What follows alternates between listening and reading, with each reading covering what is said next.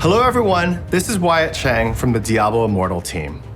While I wish we could have all seen each other at BlizzCon this year, I am happy to be able to share some exciting news.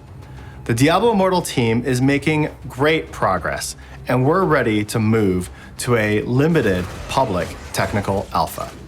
What this means is that a small number of players, primarily in Australia, will briefly have access to test the game and help us look at our early leveling experience as well as our mid-game systems. A technical alpha also gives the team a chance to test both server stability and client performance.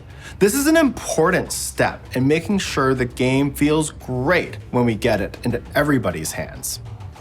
We're looking for feedback from alpha testers to make sure that we're delivering on that visceral combat, epic loot, and amazing moment-to-moment gameplay you've come to expect from Diablo. In addition to announcing the technical alpha, we'd also like to take this opportunity to update you on some other things that we've been working on. Progress continues on our all-new storyline, which takes place in between the events of Diablo 2 and Diablo 3. The story begins in Wortham and will take players through some new and familiar places. We'll be sharing the first part of the storyline with testers in the alpha. In addition to the main quest line, participants will encounter a variety of mini-quests, side dungeons, and bosses.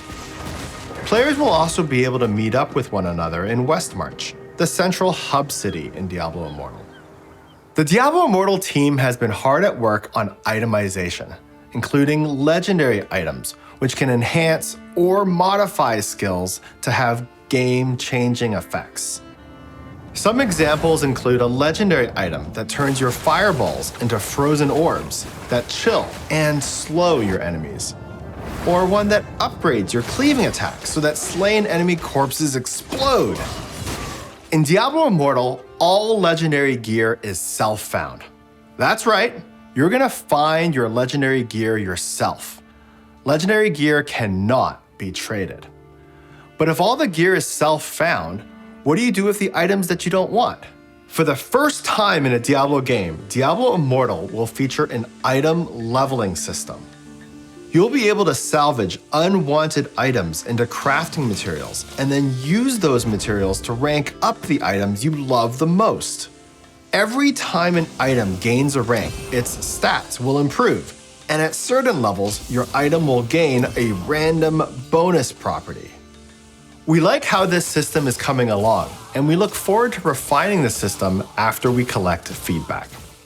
The technical alpha will have 4 of our final 6 playable classes: the Barbarian, the Monk, the Demon Hunter, and the Wizard. For the purposes of the alpha, we're going to be reducing the level cap to 45. You may remember the Paragon system from Diablo 3.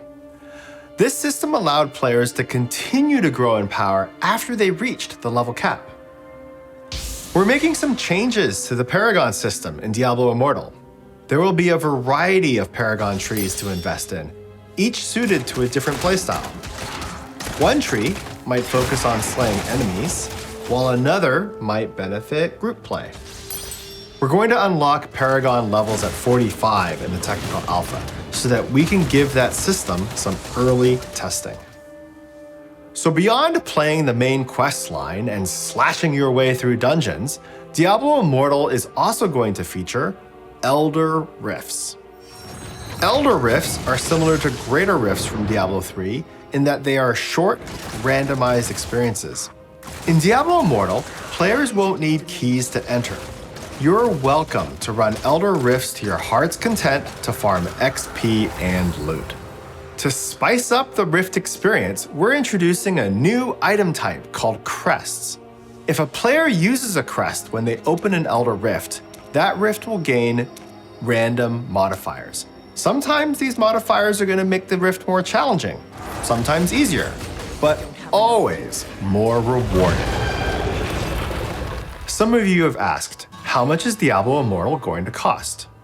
The entire main quest storyline and all future content updates are always going to be free. We are not going to limit your game time using an energy system, and new classes will be accessible to everybody without requiring an in-game purchase. Diablo Immortal will be free to play with optional in-game purchases available. For example, we are going to have a battle pass, and the crests that I mentioned earlier will also be available for players to purchase. Players should always feel that spending money in Diablo Immortal is entirely optional and not required to enjoy the game. You can learn more by reading our blog that goes into detail regarding our free-to-play values. Well, that's about it for today. As excited as we are to be entering this public testing phase, I would like to remind everyone that this is a limited technical alpha, and it's an early look at the game. We're going to be listening for feedback and taking our time to get things right. Diablo Immortal has been a labor of love, and on behalf of the entire Diablo Immortal team, thank you. And we can't wait until we can see all of you in Sanctuary.